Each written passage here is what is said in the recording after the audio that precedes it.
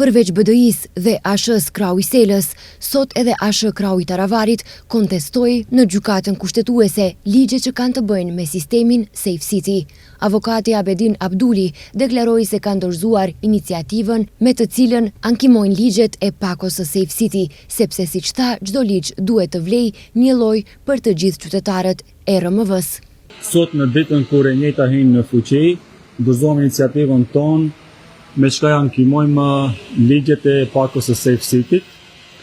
Konsiderojmë se çdo ligj do të vlejë për të gjithë qytetarët e Republikës së Maqedonisë dhe për tërë territorin e Republikës së Maqedonisë.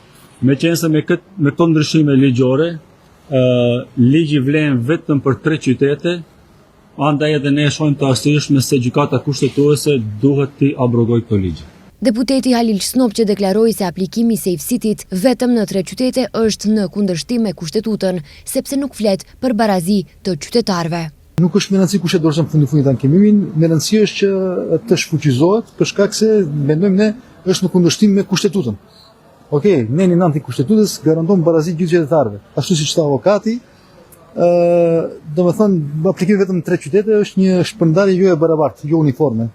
Deputeti Snopçe komentoi edhe deklaratën e Zjadin Selës, i cili gjatë deponimit të ankesës në kushtetuese, duke ju referuar paralajmërimit të ASH-s Krau i Taravarit, tha se çështjet serioze nuk duhet të lihen në duart e njerëzve jo serioz.